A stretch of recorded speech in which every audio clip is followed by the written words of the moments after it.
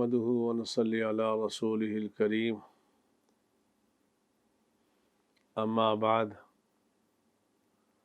فأعوذ بالله من الشيطان الرجيم بسم الله الرحمن الرحيم إن تجتنبوا كبائر ما تنهون عنه نكفر عنكم سيئاتكم وندخلكم مدخلا كريما وعن أبي هريرة رضي الله تعالى عنه قال قال رسول الله صلى الله عليه وسلم اجتنبوا السبع الموبقات قالوا يا رسول الله وما هن قال الشرك بالله والسحر وقتل النفس التي حرم الله إلا بالحق وأكل الربا وأكل مال اليتيم والتولي يوم الزحف وقذف المحصنات المؤمنات الغافلات متفق عليه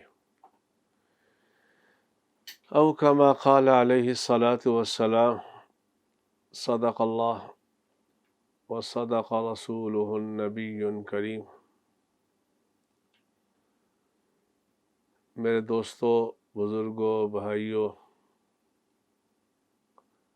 رسول اکرم صلی اللہ علیہ وآلہ وسلم نے اس حدیث میں ارشاد فرمایا کہ 7 ایسی چیزیں ہیں، 7 ایسے گناہ ہیں جو انسان کو ہلاک کر دیتے ہیں۔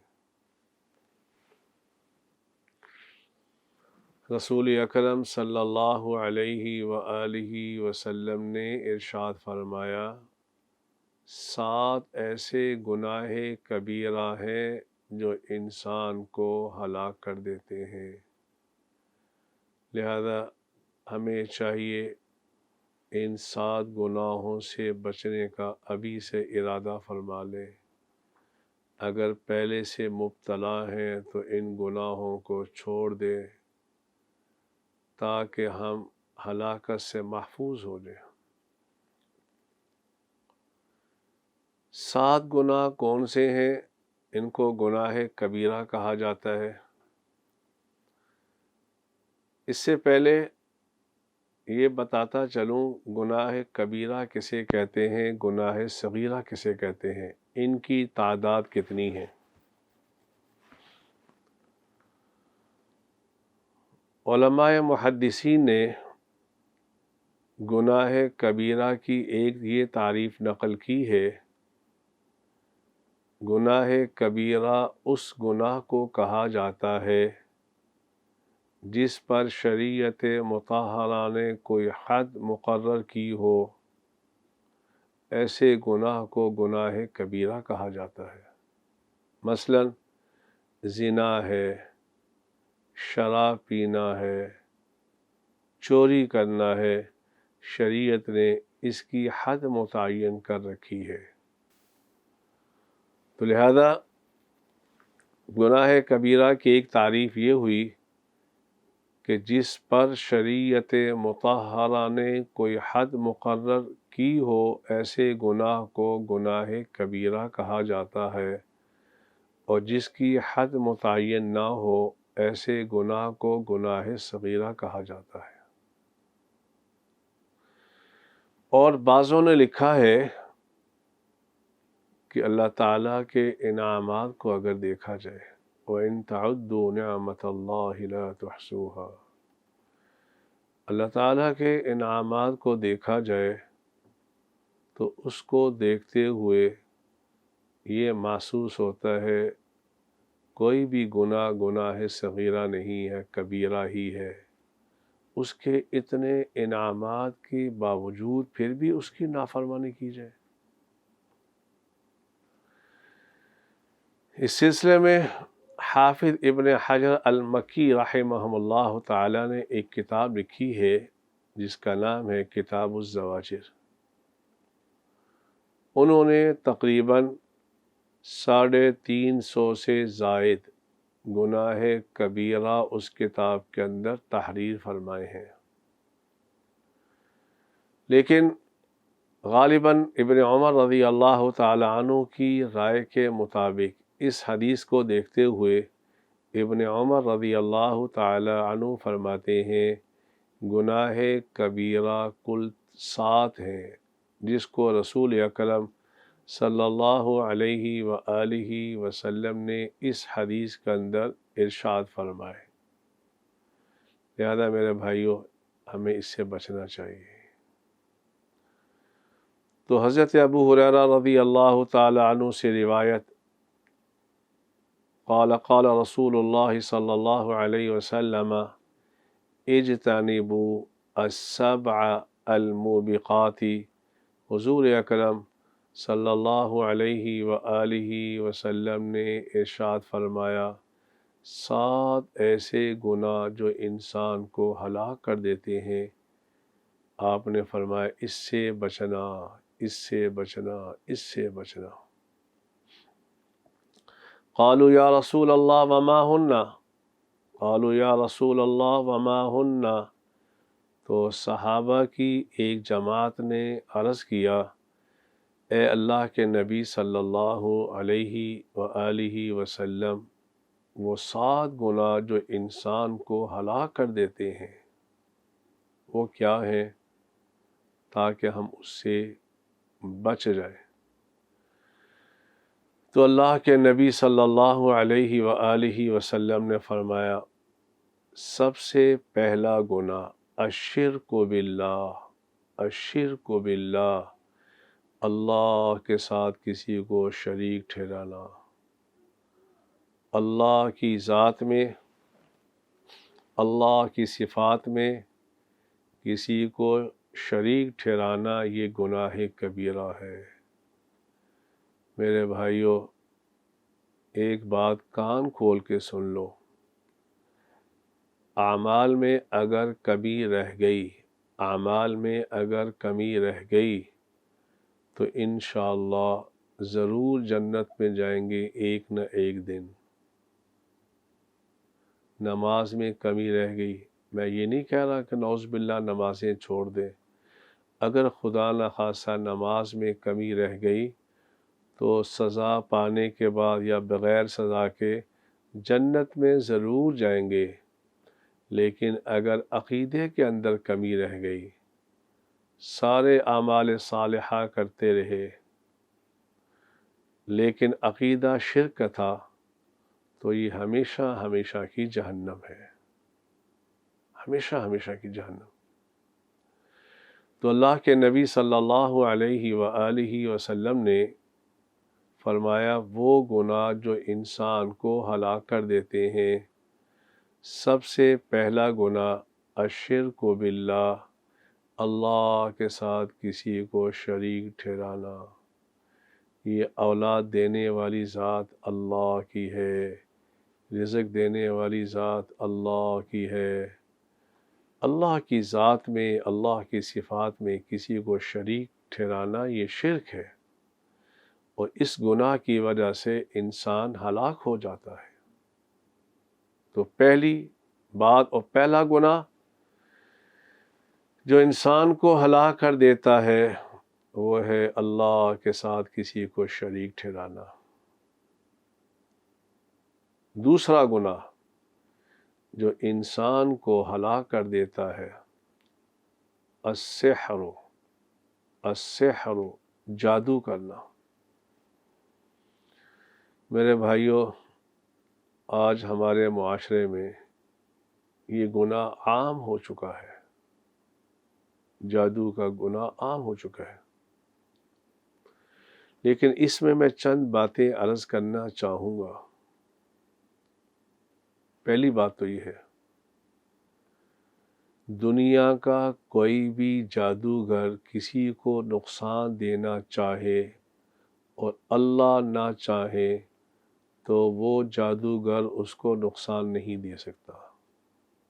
قرآن کا فیصلہ ہے وما هم بضارین به من احد الا باذن اللہ، اس دنیا کے سارے جادوگر کسی کو تکلیف دینا چاہیں، اللہ نہ چاہیں تو وہ اس کو نقصان نہیں دے سکتے۔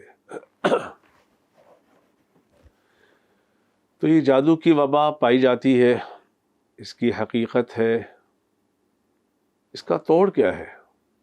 آج کل لوگ یہ سوال کرتے ہیں مولانا اس کا توڑ کیا ہے؟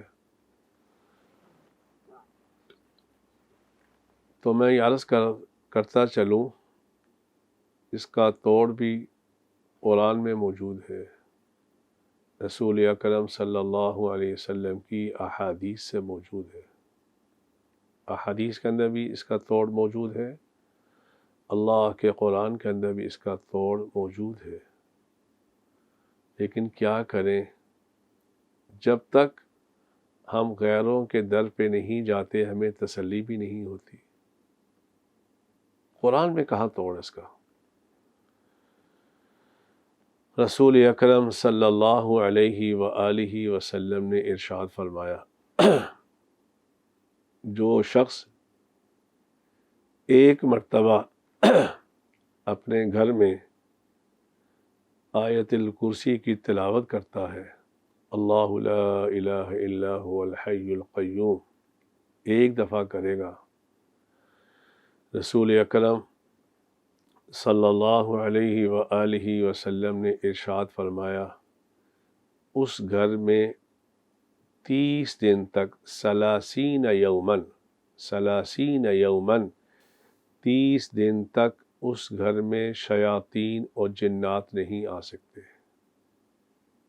رسول اکرم صلی اللہ علیہ وآلہ وسلم نے ارشاد فرمایا جو شخص اپنے گھر میں ایک مرتبہ آیت الکرسی کی تلاوت کرتا ہے تو 30 دن تک اس گھر میں جنات شیاطین داخل نہیں ہو سکتے۔ یہ رسول اللہ کا فرمان ہے صلی اللہ علیہ وسلم کا۔ اور وہ 40 یومن 40 دن تک اس گھر میں نہ کوئی جادوگر خاتون داخل ہو سکتی ہے، نہ جادوگر کوئی مرد داخل ہو سکتا ہے، اس کا کوئی اثر نہیں ہو سکتا۔ یہ قرآن کے اندر اس کا توڑ موجود۔ اور رسول اکرم صلی اللہ علیہ وآلہ وسلم نے علی مرتضیٰ سے فرمایا تھا، علی مرتضیٰ رضی اللہ تعالیٰ عنہ سے فرمایا تھا یا علی علم اولادک، یا علی علم اولادک، اے علی یہ آیت الکرسی اپنے اولاد کو بھی سکھا دے، اپنے گھر والوں کو بھی سکھا دے۔ یہ تمام شیاطین کے اثرات کا اس میں توڑ موجود ہے۔ اور رسول اکرم صلی اللہ علیہ وسلم کی ایک اور حدیث آپ علیہ الصلاۃ والسلام نے فرمایا جو شخص سونے سے پہلے ایک مرتبہ آیت الکرسی پڑھ لیتا ہے، اللہ اس کے گھر کی بھی حفاظت فرماتے ہیں، اس کے پڑوسیوں کی بھی حفاظت فرما لیتے ہیں۔ دیکھیں جو اللہ کے نبی کے فرامین ہیں وہ سچے ہیں، وہ سچے ہیں۔ ہمارے مانگنے میں کمی ہو سکتی ہے، ہماری زبان میں اثر نہیں ہو سکتا بسا اوقات، لیکن ومن اصدق من اللہ قیلا، اللہ کا فرمان بھی سچا، اللہ کے نبی کا فرمان بھی سچا صلی اللہ علیہ وآلہ وسلم کا۔ تو آپ علیہ الصلاۃ والسلام نے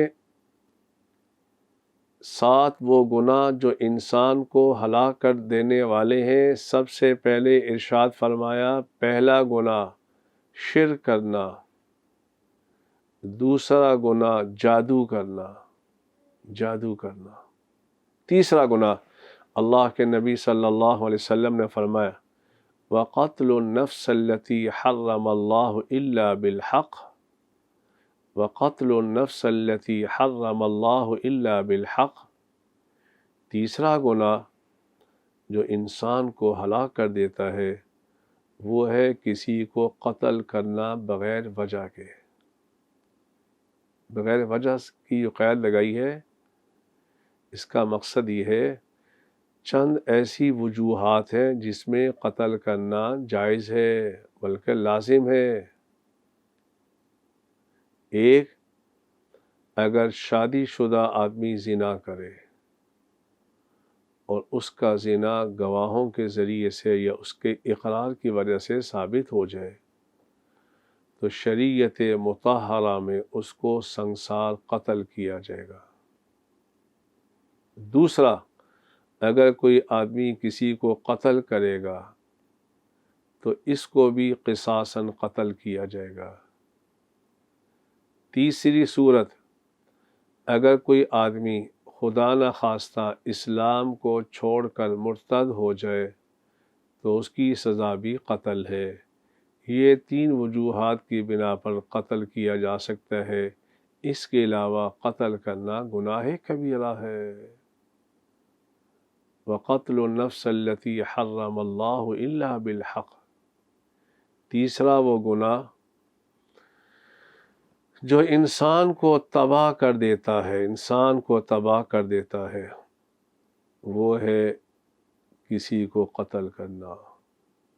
میرے بھائیوں، کوئی زمانہ تھا ہم نے بھی دیکھا، مہینوں کے بعد جب شام کے وقت سرخ آندھی چلا کرتی تھی تو ہمارے بڑے کہا کرتے تھے خدا خیر کرے کسی علاقے میں کوئی قتل ہو گیا ہوگا۔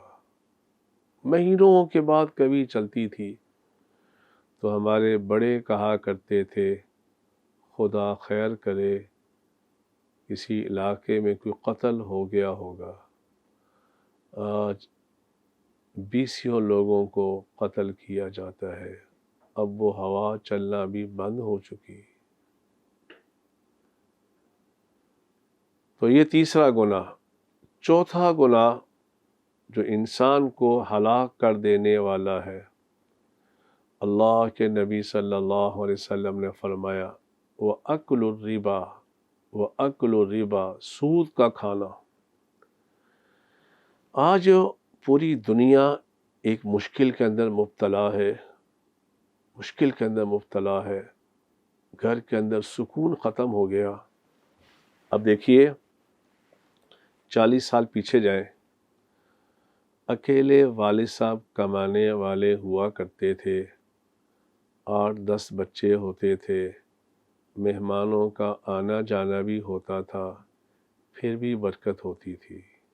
کیوں؟ اس لیے کہ سود کی لعنت نہیں تھی، سود کی لعنت نہیں تھی، محبتیں تھیں۔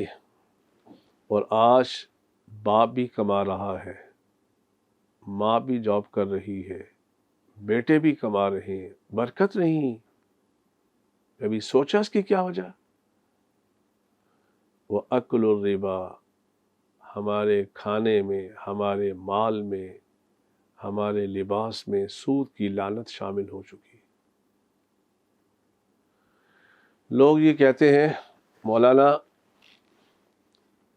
اگر سودی کاروبار نہیں کریں گے تو دنیا کی معیشت جام ہو جائے گی۔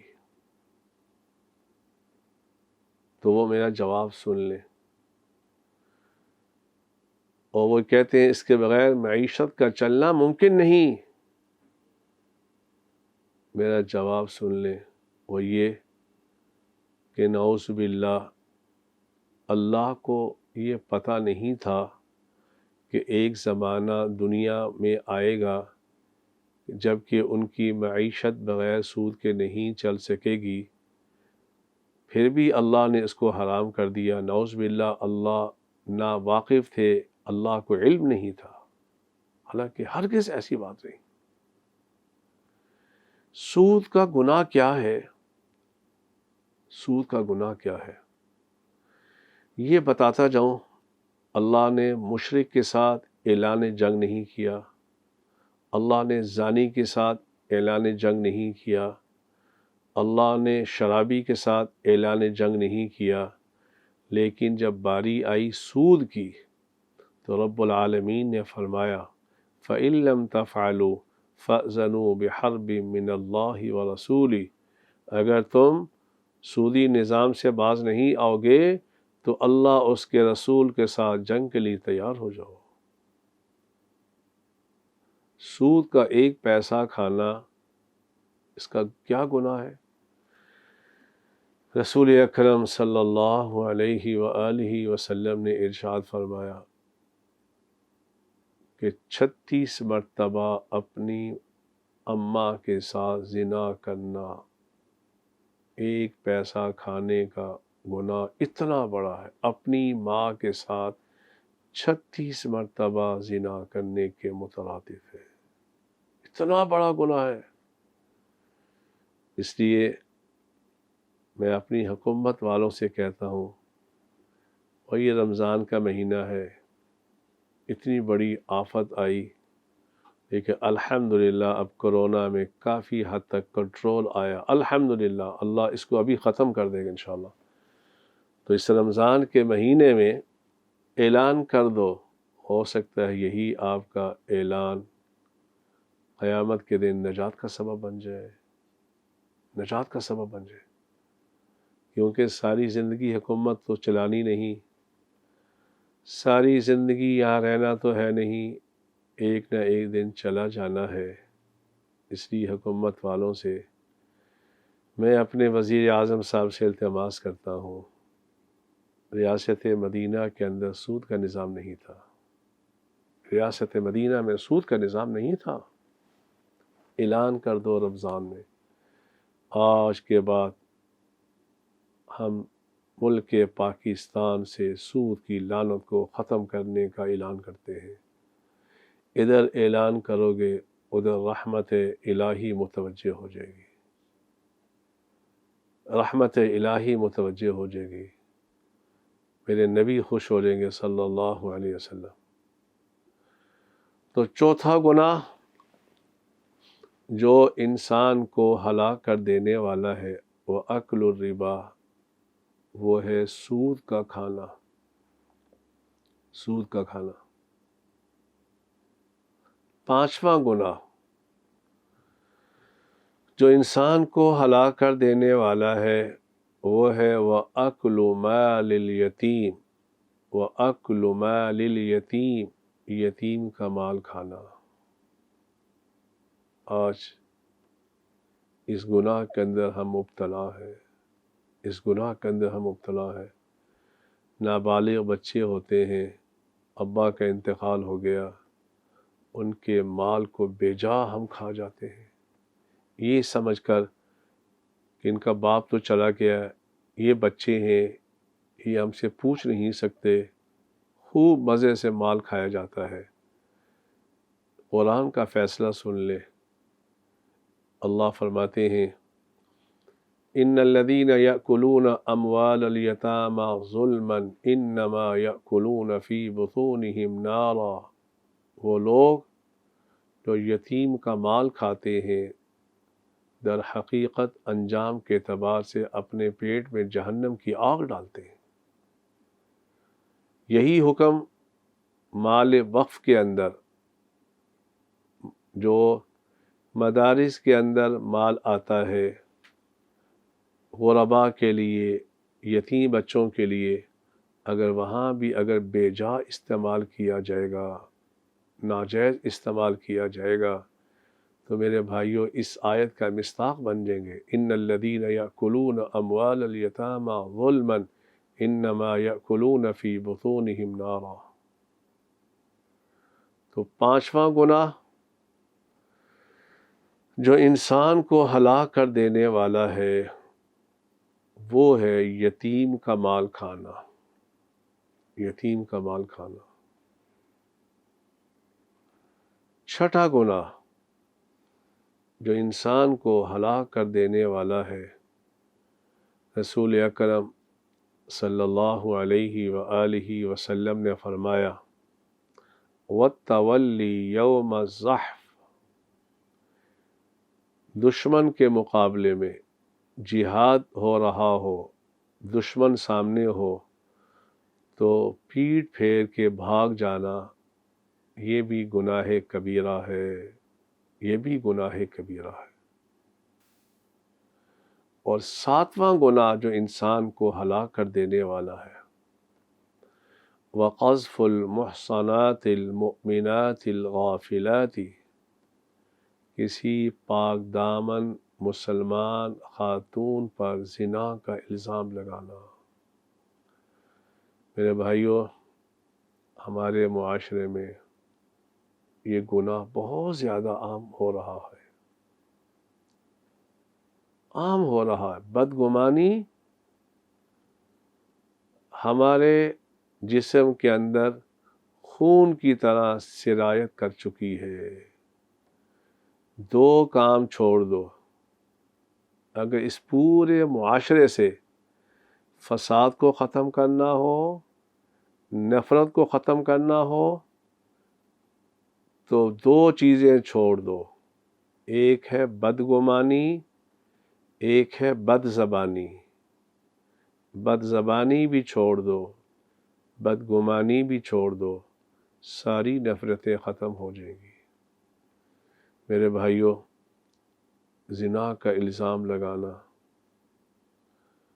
قرآن کہتا ہے والذین یرمون المحصنات ثم لم یأتوا بأربعۃ شہداء، اگر کسی آدمی نے کسی خاتون پر زنا کا الزام لگایا اور گواہ پیش نہ کر سکا، فجلدوہم 80 جلدہ، ایسے آدمی کو 80 کوڑے لگائے جائیں گے، 80 کوڑے لگائے جائیں گے۔ اسلامی ملک کے اندر ایسے شخص پر 80 کوڑوں کی سزا لاگو کی جائے گی جس نے کسی پاک دامن خاتون پر زنا کا الزام لگایا۔ میرے بھائیوں، آج کسی کی عزت کا اچھالنا اتنا آسان ہو چکا، اتنا آسان ہو چکا، ایسا ہرگز نہیں کرنا چاہیے۔ کسی کی عزت کو اچھالو گے، اللہ آپ کی عزت کو اچھال دے گا۔ الزام نہ لگانا۔ اور یہ مسئلہ بتاتا جاؤ، رسول اکرم صلی اللہ علیہ وآلہ وسلم کے زمانے سے لے کر آج تک گواہوں کے ذریعے سے زنا ثابت نہیں ہوا۔ شریعت نے زنا کے لیے 1 نہیں، 2 نہیں، 3 نہیں، 4 گواہوں کی شرط لگائی ہے، 4 گواہوں کی۔ مجھے وہ حدیث یاد آ گئی، حضرت ماعز رضی اللہ تعالیٰ عنہ کی۔ حضرت ماعز سے یہ گناہ سرزد ہو گیا، تو رسول اکرم صلی اللہ علیہ وسلم کی خدمت میں حاضر ہوئے، عرض کیا یا رسول اللہ طاہرنی یا رسول اللہ، طاہرنی یا رسول اللہ، اے اللہ کے نبی مجھے پاک کیجیے، مجھ سے زنا ہو گیا، مجھ سے زنا ہو گیا۔ اللہ کے نبی صلی اللہ علیہ وآلہ وسلم نے اپنا چہرہ پھیر لیا ادھر، حضرت ماعز اٹھ کے ادھر آئے، یہاں کے کہنے لگے طاہرنی یا رسول اللہ، اے اللہ کے نبی مجھے پاک کیجیے۔ اللہ کے نبی صلی اللہ علیہ وسلم چہرہ ادھر دائیں طرف پھیر لیا، وہ اٹھ کے ادھر آئے، یہاں تک کہ 4 مرتبہ اقرار کیا حضرت ماعز نے رضی اللہ تعالی عنہ نے۔ تو اللہ کے نبی نے فرمایا صلی اللہ علیہ وسلم نے ابی کا مجنون، ابی کا مجنون یا ماعز، اے ماعز تو پاگل تو نہیں ہے، کیسی باتیں کر رہا ہے؟ کہا حضرت میں پاگل نہیں ہوں، مجھ سے یہ گناہ ہو گیا۔ میرے بھائیوں، جس کے سامنے اس کی آخرت ہو رہا تو دنیا کی سزا اس کے سامنے کچھ بھی نہیں۔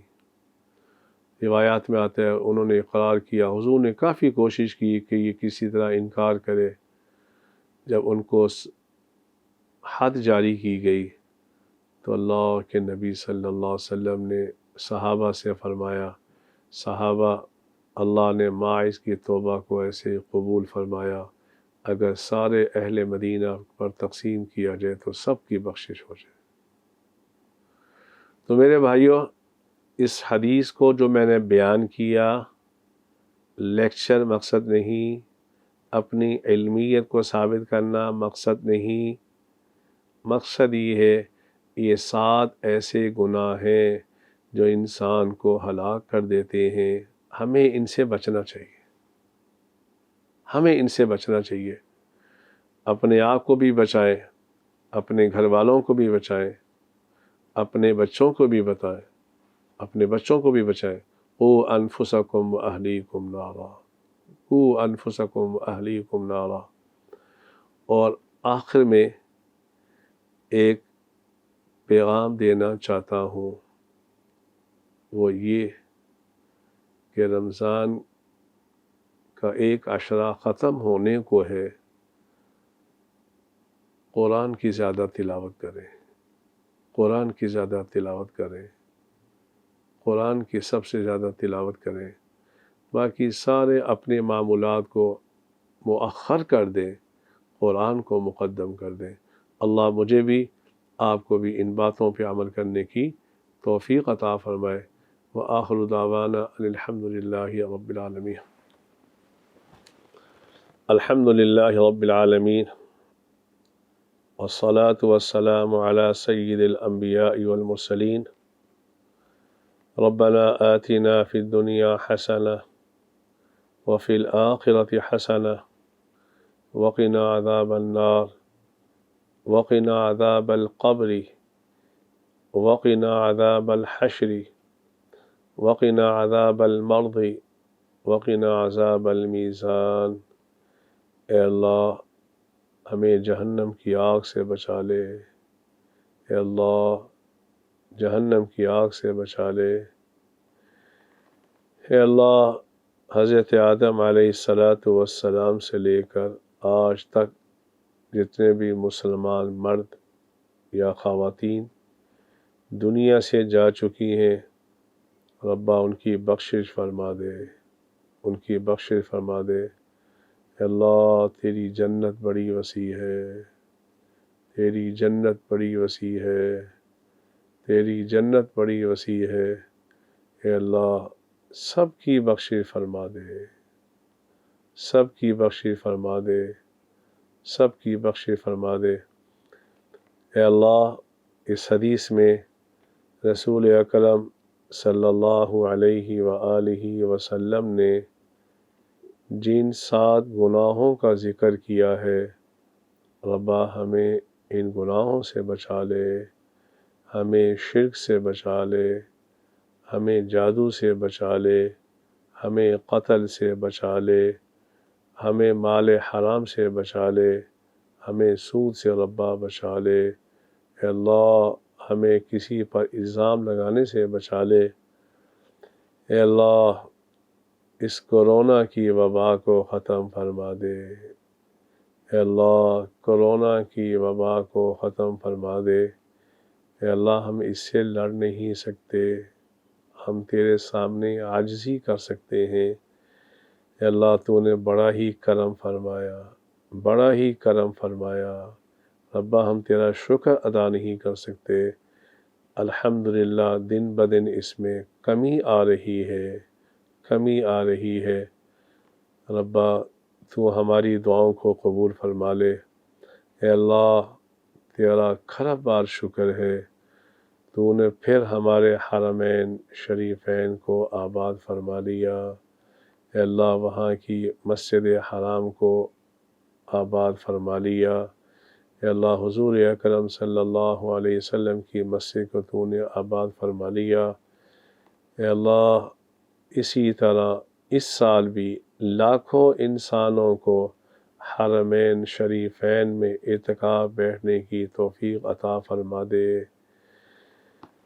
اے اللہ ہماری حکومت والوں کو توفیق عطا فرما کہ وہ سود کے نظام کو ختم کر دیں۔ اے اللہ ہماری حکومت والوں کو توفیق عطا فرما وہ ناموس رسالت صلی اللہ علیہ وآلہ وسلم کے چوکیدار بن جائیں۔ اے اللہ، رسول اکرم صلی اللہ علیہ وآلہ وسلم کی شفاعت نصیب فرما دے۔ رسول اللہ صلی اللہ علیہ وسلم کی شفاعت نصیب فرما دے۔ اے اللہ، ہمارے بچوں کی حفاظت فرما، ہمارے گھر والوں کی حفاظت فرما، ہمارے ملک کی حفاظت فرما۔ ربا، یہ پاکستان واحد وہ ملک ہے جس کی بنیاد لا الہ الا اللہ محمد الرسول اللہ پہ رکھی گئی ہے۔ اے اللہ، مجھے یقین ہے، اس پہ میں قسم کھا سکتا ہوں، ربا جس ملک کی بنیاد لا الہ الا اللہ پہ ہوتی ہے اس کی تو خود حفاظت فرماتا ہے۔ اے اللہ، مجھے یقین ہے پاکستان کو مٹانے والے تو تباہ ہو جائیں گے، یہ پاکستان تا قیام قیامت قائم ہی رہے گا، کیونکہ اس کی بنیاد میں لا الہ الا اللہ محمد الرسول اللہ موجود ہے۔ اے اللہ، ہمارے روزوں کو قبول فرما لے، تراویح کو قبول فرما لے۔ اے اللہ، ہمیں وہ نعمت عطا فرما جو تجھ سے تیرے نبی نے مانگی ہے، ہمیں ان گناہوں سے بچا لے جن گناہوں سے تیرے نبی نے پناہ مانگی ہے۔ ربنا آتنا فی الدنیا حسنہ وفی الآخرۃ حسنہ وقنا عذاب النار، وصلی اللہ تعالی علی خیر خلقہ محمد وعلی آلہ واصحابہ اجمعین برحمتک یا رحمن۔